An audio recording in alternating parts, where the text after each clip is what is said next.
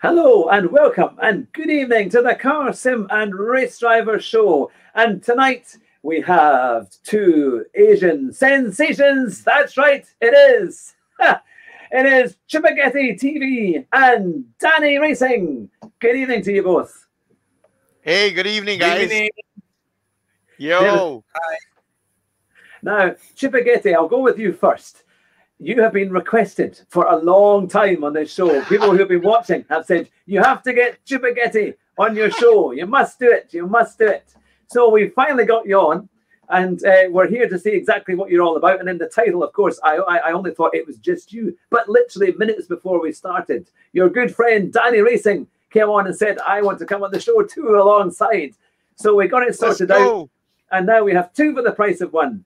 So it's good to see you both here on the show tonight. And I know it's 9 o'clock over in the Philippines. It's probably even, is it later than that in Malaysia? But it's going to be great to see you all. And feel free to put your comments in the chat. And welcome to everyone who is watching from all over the globe. I will start with you, Chupaghetti. How did your sim racing and gaming career begin? How did it all start? Well, for me, I just absolutely loved the cars, I just fell in love with the cars when I was just a little boy, and it just simply progressed from there, starting with collecting those small matchboxes, the Hot Wheels, and then it all started with that alongside video games, and it just took off from there. So yeah. And have you played lots of like GT Sport throughout the years and things like that? In terms of Gran Turismo, I started playing Gran Turismo when GT1. So I've been loving the franchise ever since I bought Gran Turismo 1. And I would like to say that, Gran Turismo has probably changed a lot in my life, influenced a lot of stuff in my life. Yeah. And I won't be who I am today if not for the influence of Gran Turismo. So really very important thing that happened in my life there. So yeah. Wow. And is it just Gran Turismo that you like to play, or do you play other racing games as well? I do play some other racing games, but the main priority right now is really GT. But I do play some of the other games, but not really as much as I play GT. So yeah. Yeah. And how about you, Danny? How did your love of gaming and how did your kind of gaming career begin? Well, it kind of started also when I was young, probably when I was like 4 or 5. I got my first PlayStation, which was PlayStation 2.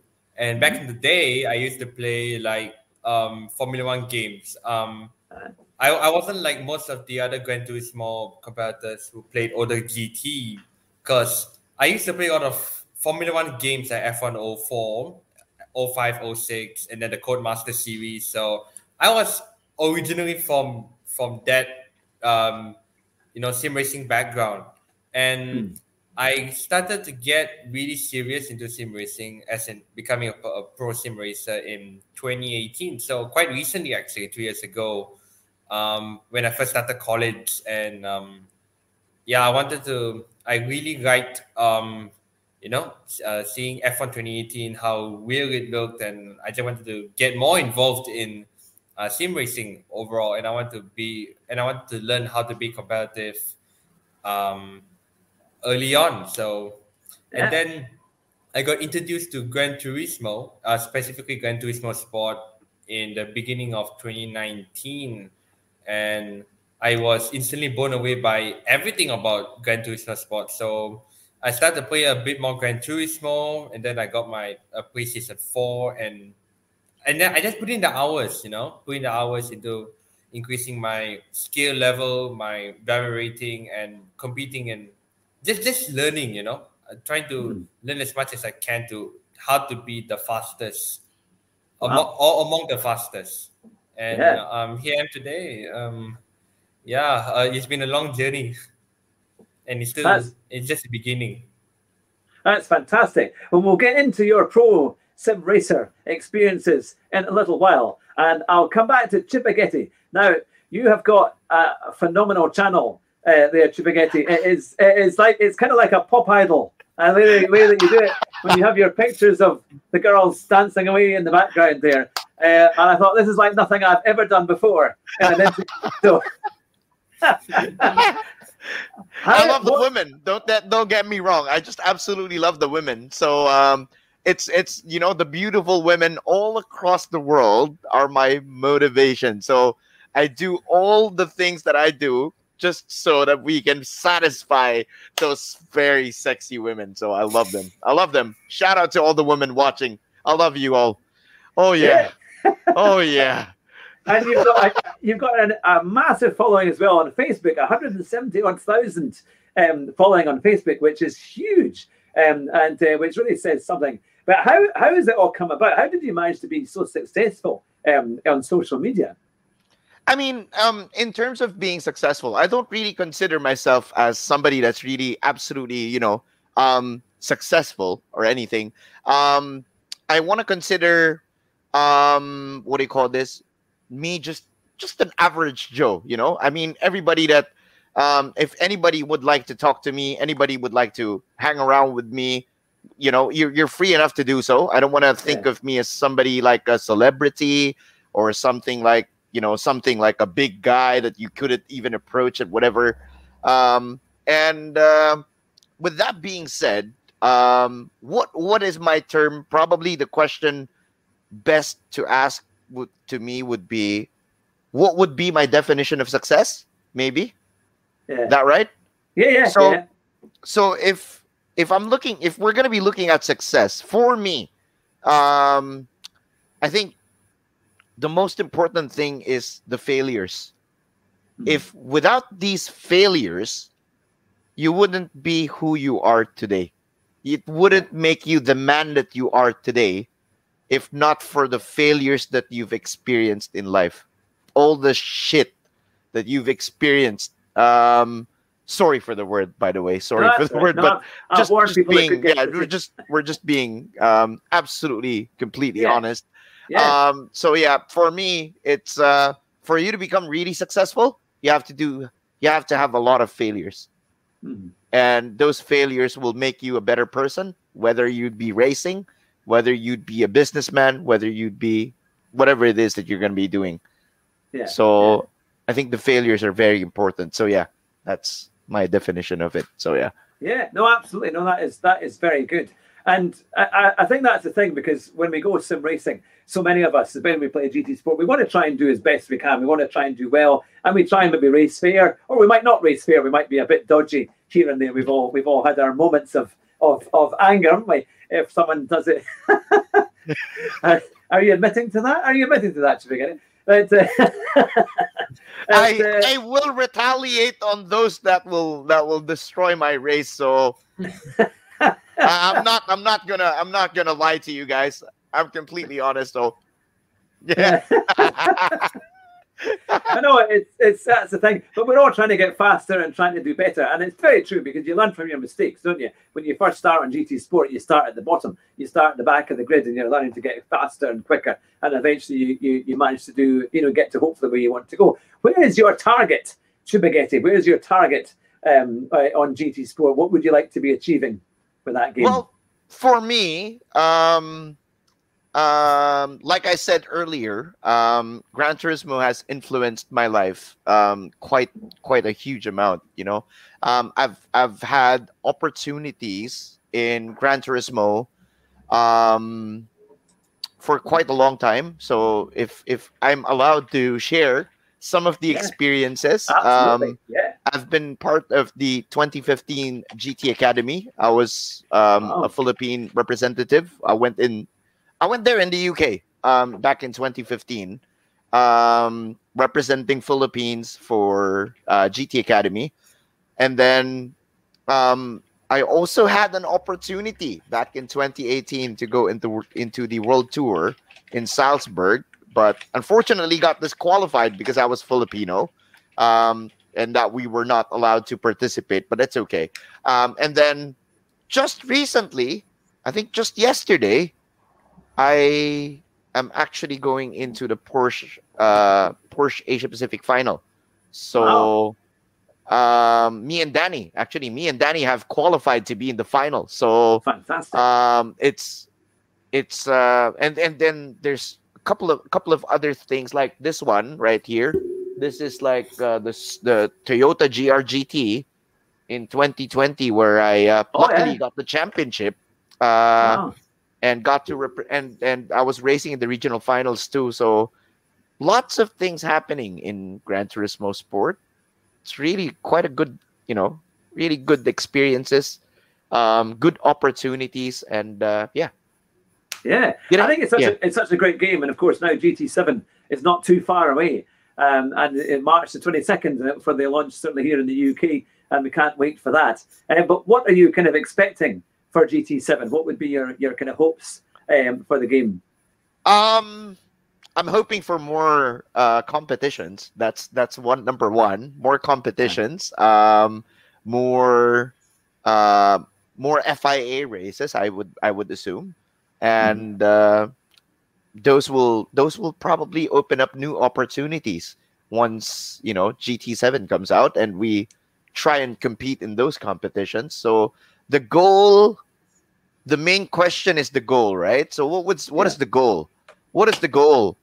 The goal, I don't know.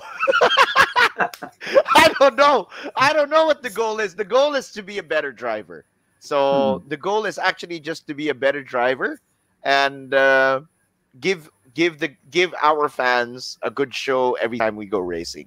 So that would be the goal.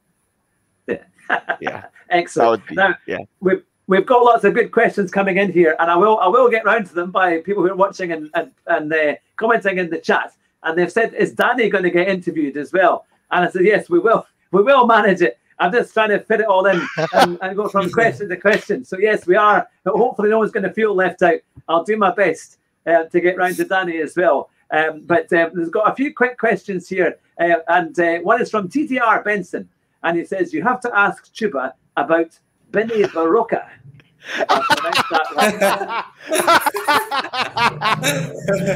Benson, you naughty boy. Benson, you're a naughty boy, Benson. I have no idea what any of that is about. So we can skip that one. We can skip that one. Skip that one. Okay, skip that one. We can skip that one. Yeah. Clearly not for publication. That is fine. Benson, Hugh doesn't know anything about it, so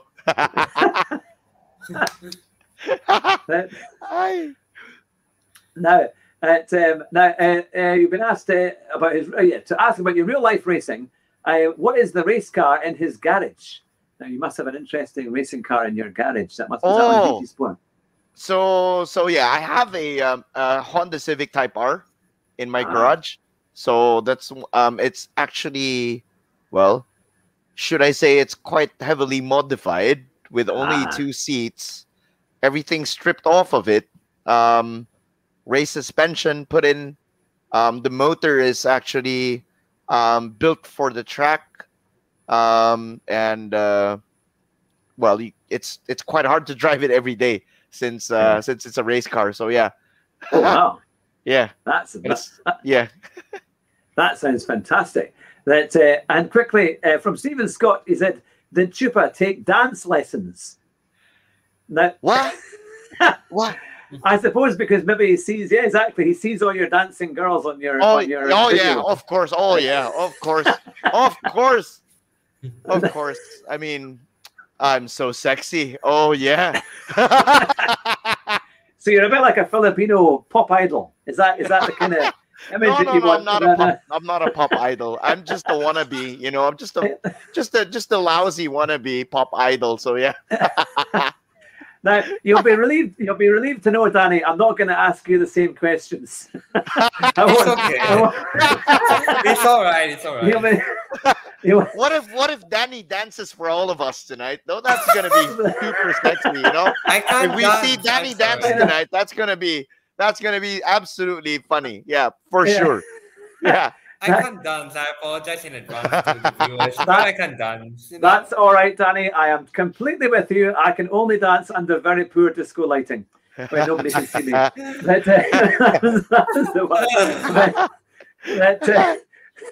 But on a sim racing note, what makes you, Danny, so fast? Because to be a pro sim racer, you've got to be incredibly fast. What would be your tips for people watching as to how to get faster? Mainly, when people ask me this question, in terms of Gran Turismo specifically, I always tell them to watch the top 10 times first. Always watch that. While you watch the top 10 times, always take note of every braking input, every steering precise inputs, what gear you use at the corner, and also look at the speedometer. You got to see what kind of speed you got to take into the corners. Say if you're in specific cars where they have a different types of gearboxes, look at the shift points, when to shift, and just analyze every small detail, because those crucial details would help you improve your lap times, and just lap as much as you can, but also try and make as much improvement as you can while you lap. The more improvements you make, the more consistent you can be overall. Excellent. No, it's really good. Now, for the both of you there, there's a message from Mr. Cuts Fanboy, but unfortunately, Mr. Cuts Fanboy. What the? Hold up. He is speaking in a different language, so I'm not sure what he's saying because it's in a different language. But if any of you can recognize the language that he's talking in, then we can ask the question. I'm sure. I will have to go to. I will have to go to the broadcast on my phone. Wait. I have to go and check it out. Mr. Cuts Fanboy. Who the hell? Fanboy. Who the hell? Wait. I have to ask. What language is it? What language is it? I'm not sure. I think it could be Norwegian because it's addressed to Nick. Nick. Yeah, Nick. Another Nick. Oh well. I just didn't have well, no, we can try and think. Now, someone has asked you. Let me just quickly go back to that. Here we go. Will there be Chupaghetti? Will there be a karaoke stream? Karaoke stream. Oh, I don't know. I don't know yet. I don't know. I haven't thought about it yet. But karaoke stream. That interesting. That could add to the atmosphere of your one when you win a race. But that's gonna be something else. That's gonna be something else, I guess. And ERM Nick has said Danny needs to sing a Miku song. I don't know what a Miku song. I'm not a good singer. I can't sing. Sorry. Oh dear, Danny, you can't sing, you can't dance. You're admitting that on live TV. My goodness me, But you're a pro sim racer, and you can win all these races, which is something that I don't win everything. It's still a learning process, Yes, I can compete, but in a high level. But I'm still learning, I'm learning how to still get faster, because it's not the finish line. It's just every day is still a starting line. Yeah. No, that's the thing. Now, for the both of you, I'll start with Chupaghetti. You were telling us about your Honda Civic Type R race car that you run around in. But for doing all these racing games, was part of your motivation that you thought, well, if I do well in these games, just perhaps we might have a chance to have a go in real life and race as well? Or has that maybe happened for you?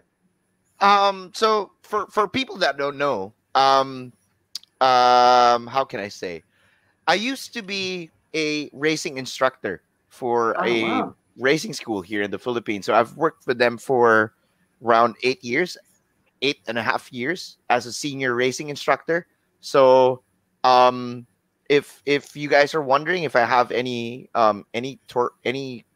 like sort of background in real life driving, real life racing, I think I have a few. Yeah, wow. I think I have a few. So I used to that used to be my work. That used to be my job back then when I was still younger. Right now I'm just absolutely an old fart, I guess. So yeah, I mean, I've been doing it for really quite a good amount of time already in my life. Ever since I was a little boy, the cars are usually just around me, Yeah. I was the type of guy that didn't really finish school. So I didn't actually finish school. For everybody to know.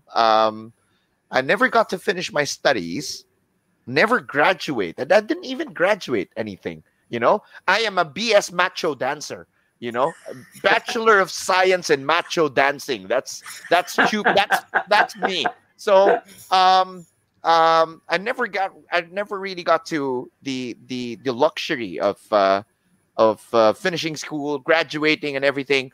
Um, but I used to really struggle a lot in my life back then, and probably until now. I really, really just struggle, and a part of me growing up and until where I am today, cars. You know, it's just I've been always been revolved around the cars, the games, and I'm just very happy. You know, I'm just a happy guy trying to shake my body and just having a lot of fun with the cars and the video games and with all the people that I get to meet. So yeah. Yeah, absolutely. Now, here's a great question from Ernest Guevara for the both of you. It says, what would you name your sexiest car in your GT Sport garage? What?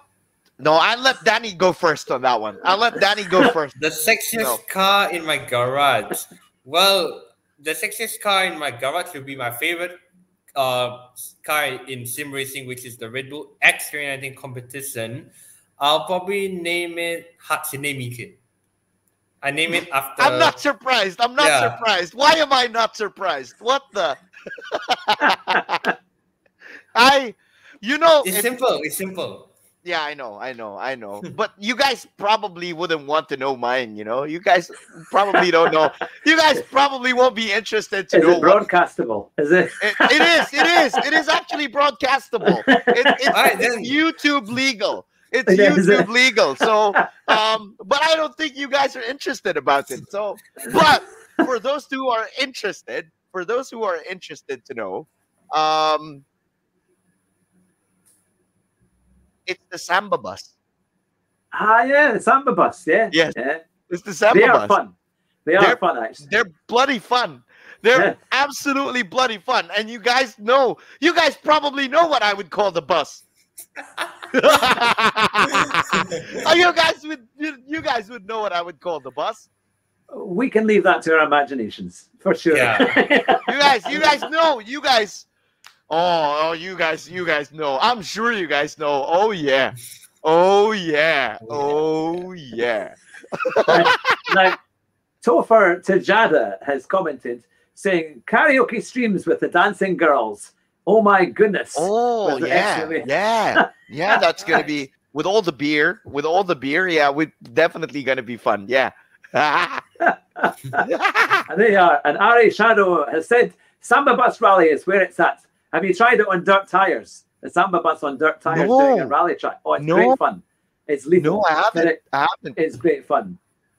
That now, and here's a good question, a very sensible question from Iron Mike. He says to both of you, how important is the racing equipment that you use? I'll start with Danny.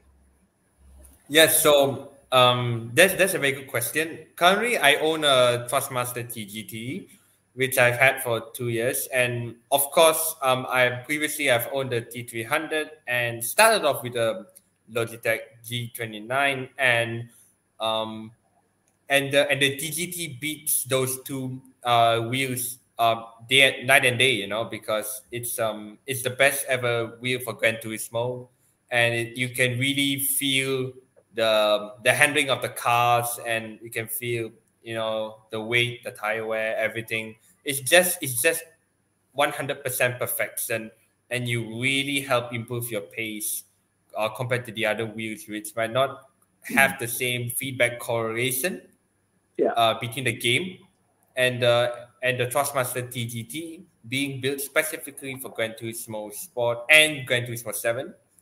It's just beyond perfection, because it has all the specific models and everything, which help generate the accuracy in terms of the feedback, so you can really understand how to drive certain cars in the game and to be fast with it overall. That's why I say I've got a G29 pedals and steering wheel, and now I'm blaming that completely on why I'm so slow. But I started on the G29 as well, and but I was quite new back then, so I wasn't. Yeah, it does. They definitely say load cell pedals seem to be it. All the top guys seem to say that's what you need, isn't it? You need load cell pedals and a good wheel that kind of. I just got that one. I just got those pedals, and right now it's only 5 days old, and it's I'm telling you, it's I can attest to that.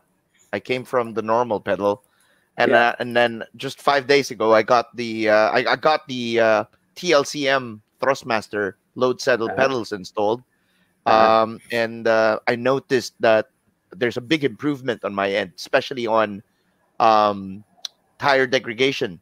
I'm saving a lot of tires right now. I can trail brake more. I feel much more of the car, because I'm very limited with the T300. I mean, it's not like the TGT, because we don't have it here in the Philippines. And with the TLCM pedal, I think I'm not sure, but I think I actually am improving. So but it's still fairly new. It's just 5 days old, so still taking a while to try to understand them. So I saw your video with that one, and then the picture that you had of the box of the pedals coming. So that's the thing I need to get next, is load cell pedals, because I think that would help an awful lot. And eventually I'll get a new wheel too and get a better setup. But this one, I have to say, I've got the Play Seat Challenge. I've had this for 4 years with the whole setup, and it's so much more realistic. It makes the game so much more fun when you're not playing on a pad and you're actually got the wheel and the pedals everything to kind of make it work. It's like kind of almost a breakthrough when you get it, the kind of revelation of what it's like. But here I've got some more questions for you. Now here we are from Hans Sirox B1 Jammy. Hansi. From Hansi. He says, "Will you do an Asian sensation racing school in GT Sports, Chupaghetti?" Asian sensation racing school? I have no idea. I have no idea. I have no idea how to do it. So let's see. I have no clue how to do it, but let's see. Good work. Well, let's see. And also, here's a good question for you. This is for Darren as well, but I'll put it out to both of you. Tips for saving tires. That is ERM Nick has asked that one. Tips for saving tires. I think I'll answer that. Tips for saving tires. First of all, this is a two-part answer. The first part would be, if you are in a FR car, to ideally you want to save the front tires more, since the weight is towards the front, so the front tires would be taking a lot more of the beating in terms of the tire wear. So my advice for saving tires on FR or even FF cars would be to shift the rear brake bias to the rear, and also brake smoothly in the heavy braking zones to avoid putting a lot of pressure on the front tires in the race. And especially if you're in slipstream, you can trail brake. Don't smack on the brake. Just have a smooth braking input to actually push up the tires as well. The same technique can apply in like mid-engine cars or four-wheel drive cars, except that in the mid-engine cars, where the engine is towards the rear of the car, you have to use bring the brake bias towards the front, so you avoid when you can brake hard while not putting so much pressure on the rear tires, so you can still have better traction without having the risk of wheel spinning. And just be very, very gentle with your steering inputs for both FR and MR as well. And if you're in a four-wheel drive, it's the same concept for FR cars, by using the rear brake bias. except also you have to brake gently as well and not turn the wheel so much in the medium to high corners where you have to lift and or brake sometimes. So yeah, those are quite a number of techniques you can use to save the tires, especially in high tire wear races where, you know, in Group 4, you know, you have like the Alpha and the Magan Trophy being OP on the tire wear. So you have to fight those cars all the time. Because they are very strong, aren't they? But no, that's fantastic. Well, I'm sure those watching will have their notebooks out and they've been taking notes to get. In fact, Nick says thanks for that. He's obviously he's written down everything you've said, so now he knows what to do. But I'm going to move on and ask another question to Chupaghetti. Now, Chupa, you were a driver coach before. You were obviously doing race coaching back in the Philippines. Now, this must be an absolute minefield of great stories if you've been teaching people how to race. Now, you must have had some extremely scary and crazy drivers that all thought, yes. I'm a racing driver. Yes. Tell us some of your best stories of some of the craziest people you've had to teach. Oh my God. You know, it's always scary. All right. It's always scary when I have a female student. It's always scary. I don't want to say that they, you know, I just don't want to say anything negative, but I'm just always scared that when I'm going to be teaching a female and that I have to ride along with her inside the car. So, one of my, inside our race cars before that we use, I have a brake pedal on my side, on the passenger side.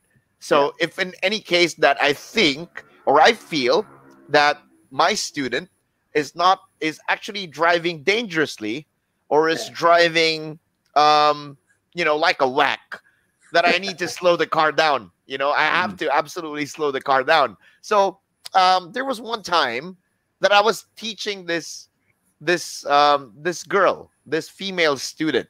All right. Now, you guys know me. I love the females. All right. I love them. And she was absolutely pretty gorgeous. All right. This girl is absolutely pretty gorgeous. And she has been a regular. You know, I've been teaching her for the last 2 months, I believe, before whatever it is that I'm going to tell happened. So she's always requesting me to be her instructor because I was the guy that groomed her for the past 2 months that she's been, you know, going with the school. And there was this one time that she says, Terrence, you know, my real name is Terrence, by the way, if you guys don't know. So she was asking me, Terrence, is it possible for you to ride along with me? Because I want to show you something that I think I've learned, you know, something that I think I've discovered. And then because for the last like 2 weeks before that, I was letting her go alone. I was only monitoring her via radio, in-car radio, right? And the camera. So with that one, she says that she discovered something new and she wants to share it with me. So okay, I had, you know, I rode along, strapped my, you know, wore my overalls, wear my helmet, got me strapped into the seat and everything. And this was in the morning, like the morning, as in the morning. So the track is absolutely dusty. It was absolutely dusty. All right. And she didn't know that at the first, well, when you start the day going to the racetrack at the start of the day, and the racetrack, by the way, is what do you call this? Near a construction facility. So there's a lot of dust really blown on the track. So I told her, okay, so whatever it is that you're going to show me, I just want you to know before we drive out the pits, you have to take it slow because the track is slippery. There's a lot of debris and a lot of, you know, fallen trees, you know, the leaves. So it makes the track slippery. So, okay, she went out. We went out. First lap was okay. You know, she said, you know, Terrence, I think I want to push it now. I want to push it. And I'm telling her, okay, just drive around 80% because, you know, I still felt that the track is still not on the right conditions where you really want to push. You know, it's not fully green yet. So, oh my God, she just, after the first corner, she went for it. She went for it, literally went for it, went 9,000 RPMs on the car, you know, paddles, shifted the gear. And the next corner was a chicane.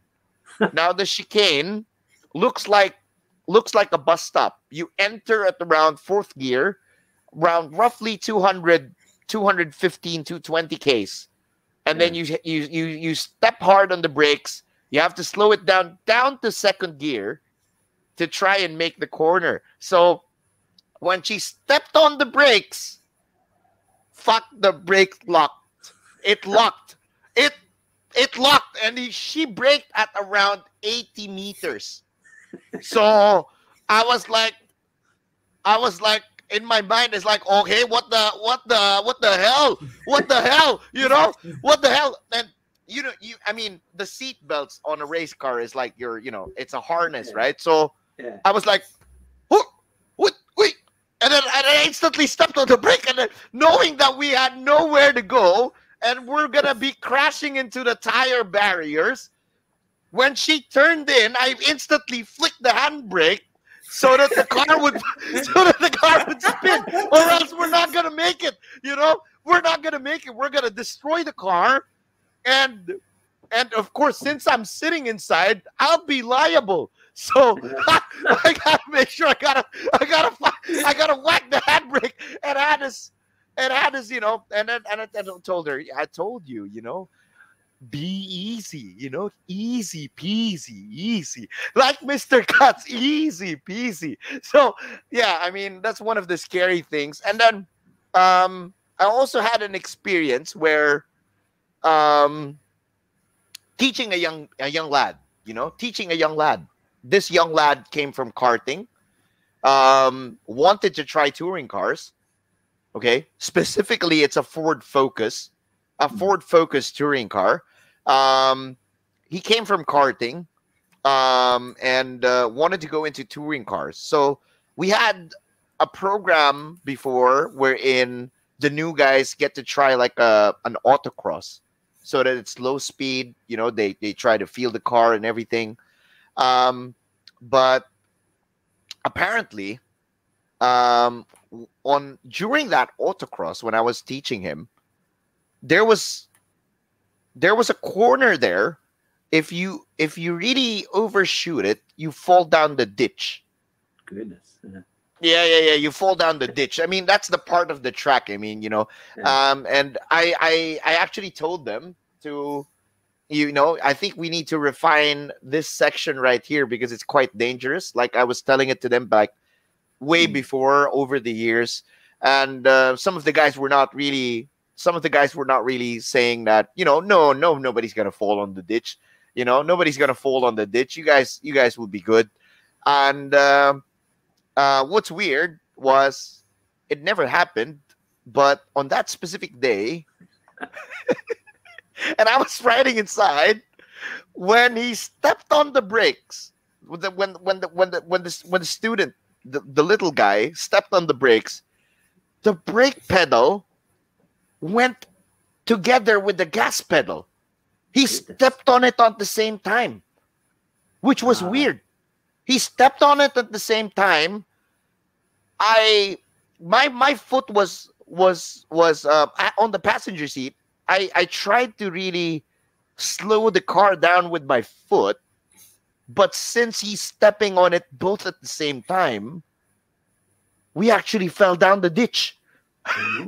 Yeah, the car completely whacked. We fell down the ditch, and it was absolutely funny. So, you know, the guy, of course, I mean, when the incident happened, we tried to, the boys helped us out. Everybody on the track helped us out. We made sure that the kid was okay. And when he was out, I was still sitting there in the track. Nobody's helping me. You know, I was sitting. Hey, gloves, gloves, and helmet, gloves, gloves. I was like, Kimmy, hey, where's my gloves?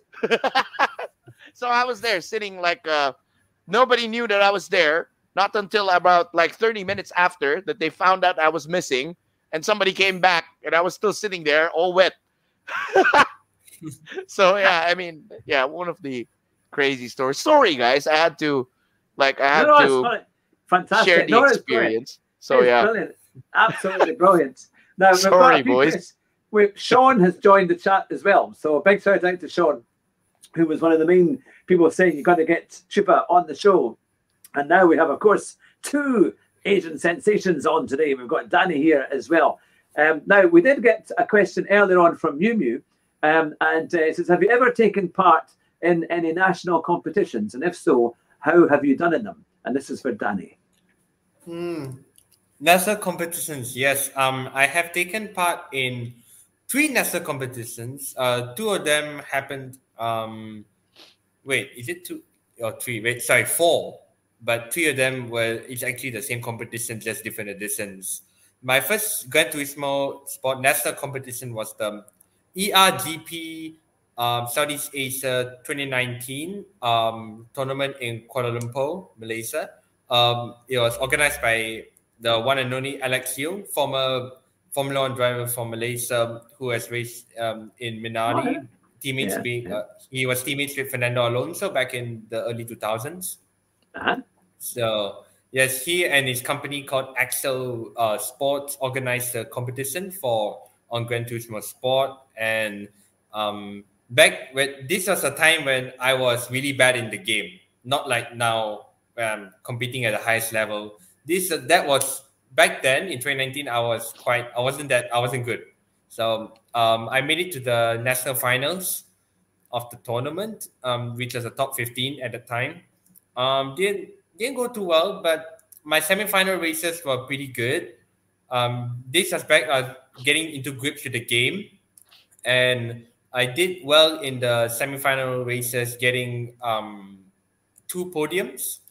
If I'm not mistaken, I got 2. The first race I got a podium at Seaside in the M6, and the third race was a podium in Red Bull Ring in the NSX Group 3.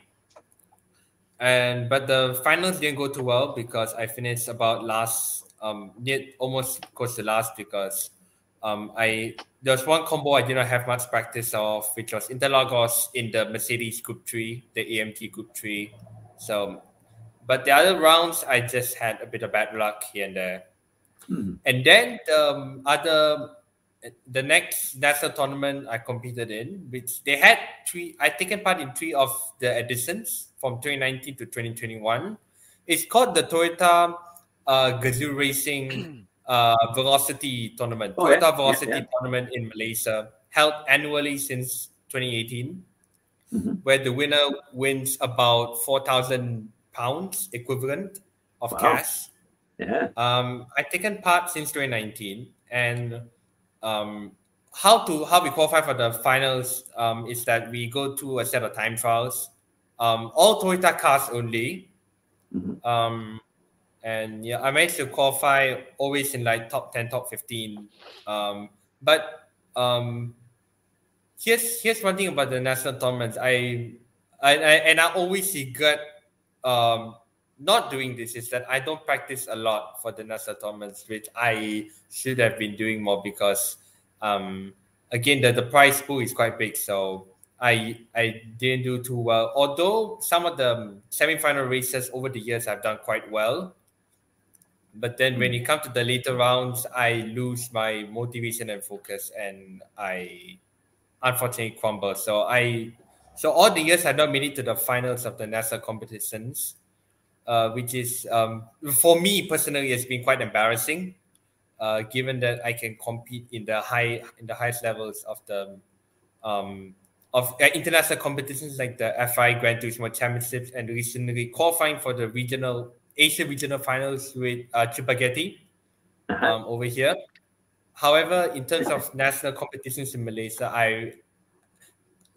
embarrassingly, I would say that I've not done well. However, in Malaysia, we had some fast drivers as well. Recently, Taj Aiman has won the last two Toyota Varsity tournaments and has represented Malaysia in the Toyota Gazoo Racing regional finals as well, along with the Malaysian contingent with Iqbal Suji as well for 2 years in a row. So I'm happy for them. They're actually quite fast, so they have my support in those tournaments as well.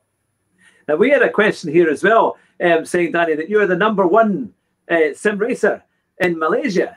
Is that correct? No. In terms of sim racing, no.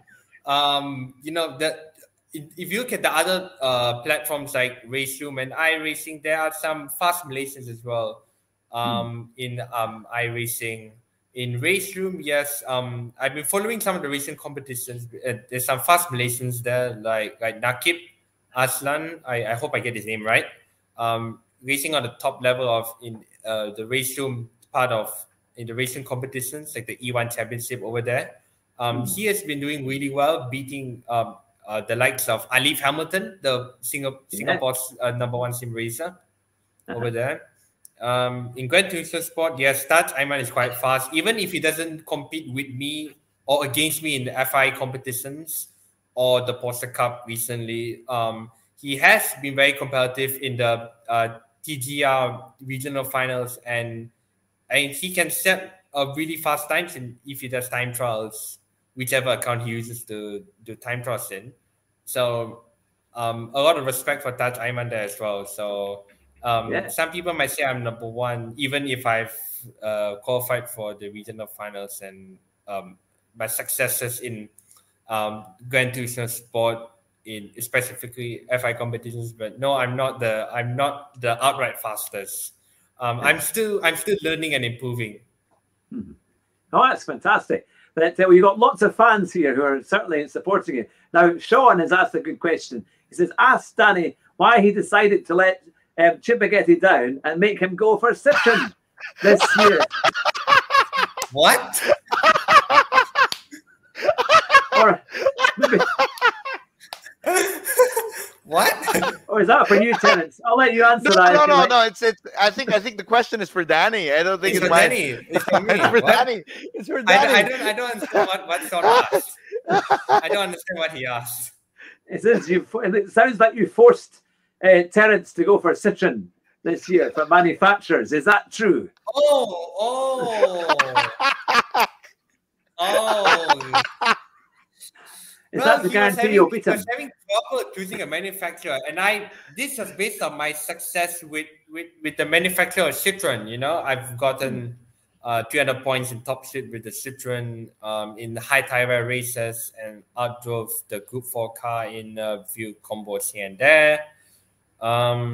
So I was trying to convince him to go to Citroen based off my experience. So I was hoping because my parents to teach him how to drive the car, and also a few other EMEA drivers like Jack Bolding Racing, very young talent who went with Citroen as well. Also helping Chupaghetti be fast with the Citroen, and although he's getting better still.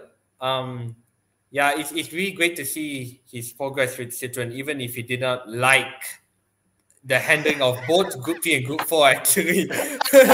And I was in the Discord party with him during if I'm not mistaken, during the Suzuka race, and he was complaining about, oh no, I'm so slow in this car, you know. But again,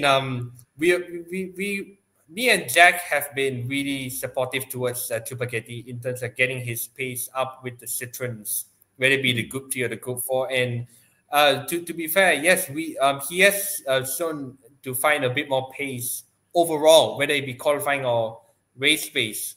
And we see in the coming rounds how he does. But it's an upward trajectory of his skill. This will improve his skill more. Because he's used to driving front-wheel drive cars, and he has not much experience with mid-engine cars like the Citroen. So this will be very helpful for him, and which is why he went with Citroen. To improve, he wants to improve as a driver, so we are helping him. Excellent. Now we've got Kira's Kart in the chat. It's good to see Keirth. We need to get you back on the show, Keirth. You need to message me when we can get you back on. But you've got a question for Danny. It says, what's it like dealing with the pressure of being a #1 driver? The pressure, yes, I do feel a lot of pressure because a lot of people have high expectations of me to do well. Yes, I just tend to focus on myself a lot. I don't get too bothered by the pressure. Especially when I'm practicing or whatever. I just try to improve as much as I can. Practice smart, not practice hard.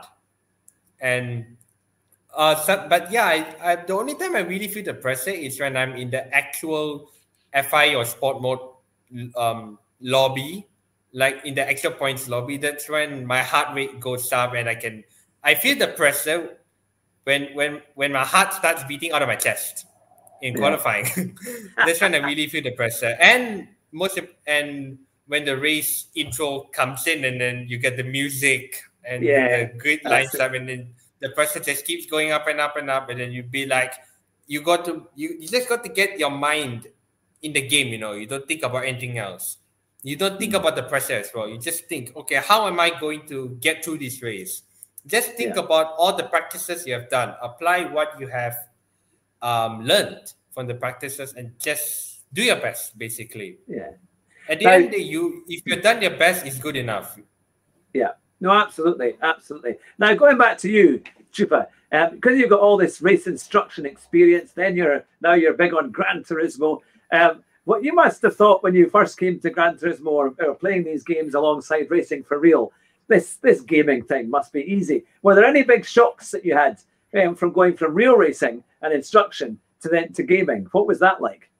Well, for me, to be honest, I didn't have that much difficulty adjusting from real life to sim. It's because before I became an instructor, I was already in love with video games. So I was already playing Gran Turismo like way before I even started to have work. So it was just a good experience for me to be able to at least get to experience both both sides of the world. Like you get to do sim, you get to do the real thing, and you get to in a way try to replicate what you know in the sim and put it in real, and what you know in real that you can actually put into the sim. So it actually works hand in hand. Although I'm not really the best driver, I'm not even okay. So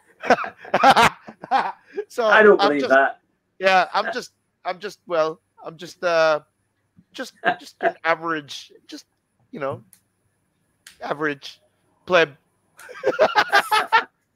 I don't know if I believe that, but no, that's the thing. But I mean, the thing is, it's.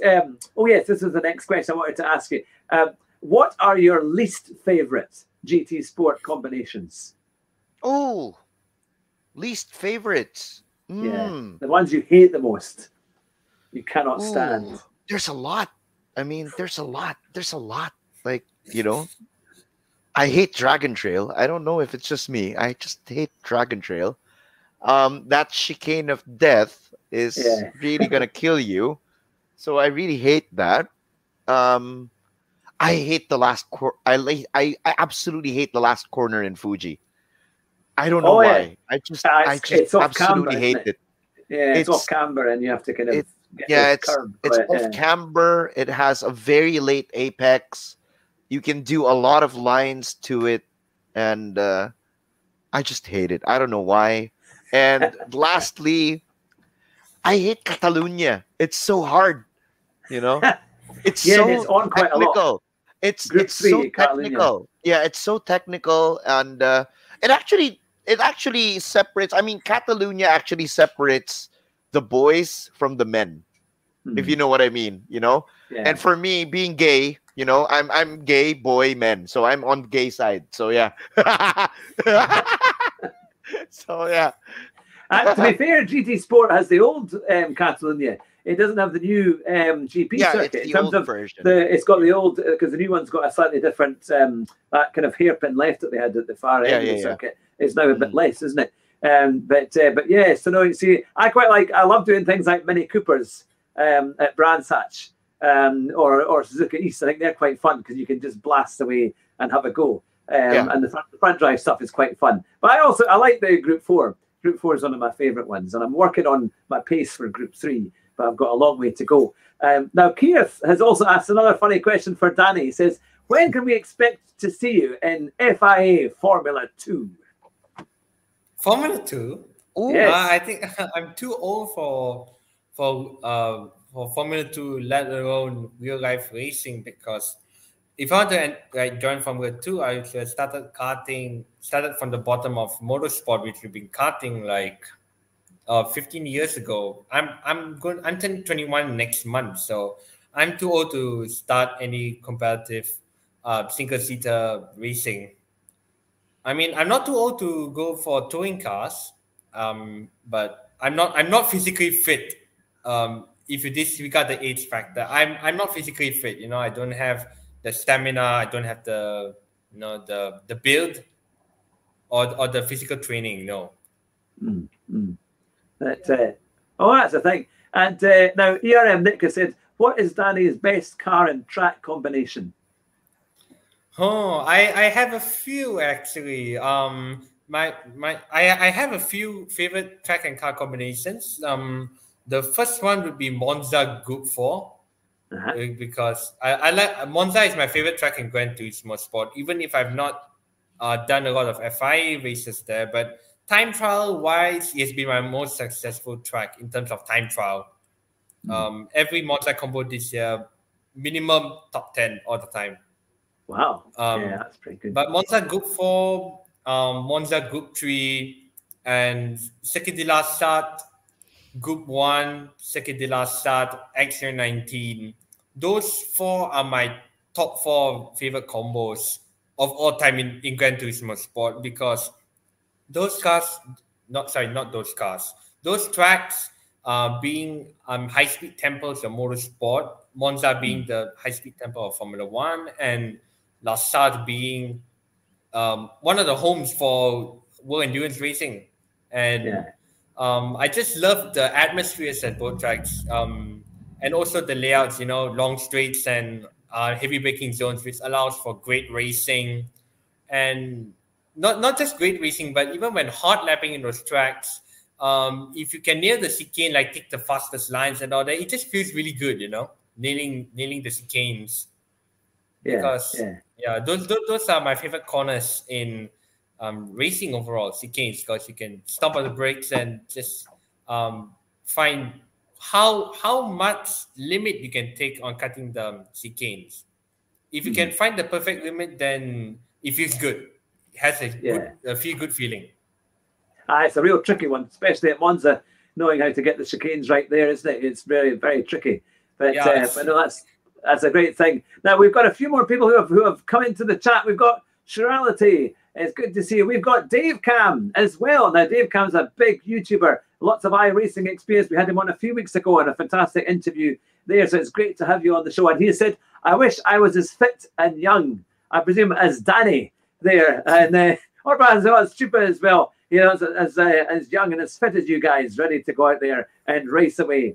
But no, it's fantastic to see everyone coming in to the chat and asking questions. And it's good to see your car and track combinations. Chupa, what's your favorite track and car combination? My favorite track and car combination, I don't know, probably the Nordschleife, and probably the Samba bus on the Nordschleife. Yeah, it's gonna be fun. Yeah, everybody's gonna be. I won't ask you any questions about stamina and fitness for your Samba bus requirements. No, there's no need. Even if we're really not as healthy as we can all drive it. So yeah.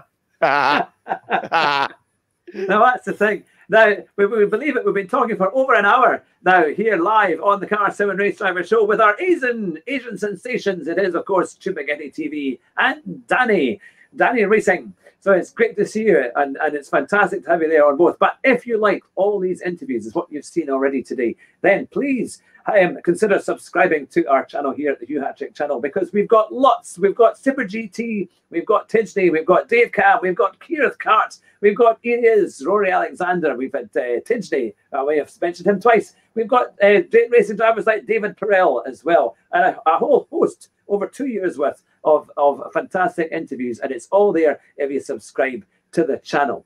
But to Chupaghetti, what would you like to say to your community of very loyal and enthusiastic fans? What do you love about them? What do you hate about them? Well, actually, what I loved about them is just them being them. You know, these guys are just literally just loved me for the, well, all the stupid things that I do, and because of that, I love them back, because, you know, who I mean, for me as a normal guy, you know, if you're outside of the camera, outside of YouTube, like when you see you know, something stupid, I mean, I always love people doing stupid stuff, and I do the same. So, I mean, I'm more of like a comedian, and I really just love the stupid and the silly stuff all the time. So it just gets me cracking. So I'm just trying to give back rather. I'm just trying to give it back to the streams, to be well, silly, stupid, funny, and I think that's what that's what I love about these people that love me back. So yeah, them just being them just loving me for being me, absolutely stupid and crazy. So yeah. So yeah.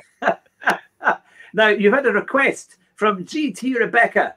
She says, sing your song, Chupa. Please sing your song. Sing my song. Which song? It's the Bini Barocca. Bini Barocca. No. Tis the season, you know. Tis the season. It's November 1st. Tis the season, you know. You better watch out. You better not cry. You better not pout. I'm telling you why. Chupaghetti's coming to town. Yahoo! Oh yeah! Well, that's a world first. A world first on the Car 7 Race Driver Show. They did it. They did it indeed. That's brilliant. I have to say, from watching your channel in the last wee while, it is very, very amusing, and it's very, very funny how you do it, and also how you keep a straight face to be able to race as well with all of these things going on at the same time is brilliant. So what do you think it is that allows you to be so fast? Because obviously you're winning, you know, you're doing well at competitions and GT sports. What's your keys to success, Chupa? Again, my key, if it's anything in regards with success, even if it's in racing, I think, you know, this is the serious Chupa side. You know, this is, oh, you hit my meow meow. But yeah, I mean, but I mean, in all seriousness, I mean, the key to success for me, even in racing, is all the failures that I have. I always look at all my failures and try to find me looking absolutely gutted and stupid. I want to become a better driver because I don't want to see myself when I usually I replay the stream after I stream, like when I'm eating dinner. Just try to look at myself, how I drive, especially if I have a bad race. I just try to suck up everything, all the failures that I've done, and try to look at like all the other alternatives that I can actually look at for me to become better. So lately I think I've been too serious. I think I've been too serious lately on just probably the last 2 weeks or 3 weeks. It's because I really want to become better. Like I really want to take my skill like a notch up. And for me to be able to do that, I think I have to really focus on all the races that I'm doing lately, even though it's just an exhibition series, even though it's just a some people say that it's just an exhibition series. Why do you take it so seriously? I get that. I remember reading that somewhere in the live stream, sometime this week or last week rather, and it's just if you don't take it seriously, if you don't take even the exhibition series seriously, then how would I become better? How would I take my skill like a notch higher? How would I be able to improve all the stupid things that I'm doing on the track? And I think that's my focus. I mean, for me. Yeah. No, that's good to know, and yeah, definitely good tips there. It's for everyone really, is to learn from your failures and to keep doing it, and but also to have fun at the same time, which is exactly what your channel is all about. Now, and I think a kind of fitting sense of how we can round up the show. We've got a question here from Ernest, who may not be a friend of yours after this question, but it says 0 to 60 on women. Who's faster, Chupa or Danny? Let's see Danny's answer. Wait, what is it again? 0 to 60 on women. Who is faster, Chupa or Danny? 0 to 60.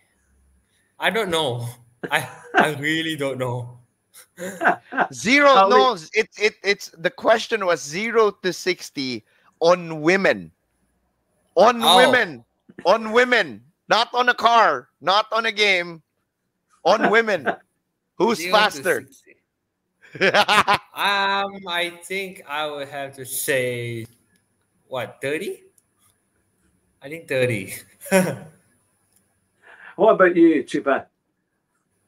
What? Me? I love the women. I just love them. Come to Chupapi. Oh yeah. I just love them. I mean, if I was given the question, if who's faster than women, me or Danny, I think Danny's faster. I think Danny's faster. Now here's a question that's come up here by one of our moderators. Rue has said, I have a question. Who is the better singer? Is it Chupaghetti or Thea from the Amazons? You may be familiar with Thea. Have you? Thea. She's the Amazons. She's a streamer on YouTube, and she also sings. She's French, and she will sing as well. But if you're not familiar with her, that's a close call, I have to say, because you both have unique styles to your singing. Is she sexy though? I will let you watch. I will let you go and find her channel, and then you can. It would be. Yes. Oh, hey, that's gonna be nice. Yeah, I'd love to see her. Yeah, for sure. But no, she's a very good racer. There's a lot of racing on ACC, on a Sette Corsa Competizione. I would probably love her. I would marry her. I think I would. I would. I knew you answered that. I will. Oh my God. But on that note, we've been going for an hour and 10 minutes. We better round up. We better round up the chat before goodness knows where it takes us. But on the one. But it's been an absolute pleasure to have the two of you, Danny and to Terence Chupaghetti, here, the Asian sensations, the #1 in Malaysia, and I'm sure a huge star in the Philippines there with Chupaghetti TV. Now, if you haven't already signed up to there or subscribed to the channels, the links are in the description along with ours as well. But what would you like to say in closing? I'll start with Chupaghetti. What would you like to say to your fans? First and foremost, of course, I'd like to thank Hugh, of course, none other than Hugh, for having us here on your show. It's a big, big pleasure to be here. I was so happy having all the conversations that we had here. It was an absolute blast to be here, and I'm very, very honored. And to all our viewers, I just hope, you guys would still continue to support us. I just hope that you guys are very entertained about what we do. And I love you guys. I mean, I really love you. If not for you guys, I wouldn't be here on Hugh's show. So it's because of you guys. That's why I'm here. So thank you so much. Love you guys. You're very welcome. Very welcome. And to you, Danny, what would you like to say to your supporters and fans here as well? Yeah, first of all, I'd like to say that thank you, Hugh, for having me and Chupaghetti on the show tonight as well. If it wasn't for Chupaghetti asking me a few days ago whether I'd like to be on the show with you, then I wouldn't be here. So I want to thank Chupaghetti as well for letting me know and inviting me for a double appearance. And I'd like to thank my fans and supporters, close friends, and family for their support over the years, helping me become the driver I am today, and with all the successes that I've had in all the Gran Turismo competitions I've done. It's for you guys, not just for me, just for you guys, for your support and dedication. So massive thank you from the bottom of my heart. No, that's the thing. Now I'll just Blaster Anonymous was quickly saying, what was your favorite and least favorite tracks? But you've already answered that. It was Monza and Le Mans were your favorite tracks. Your least favorite track. What was your least favorite? I can't remember actually. What was least favorite? Oh, I didn't. No one asked me this, so I didn't. Oh, okay. Least favorite track. This is a tough one. My least favorite track is actually Autopolis. The whole Autopolis layout. All right. The first half of the track is okay.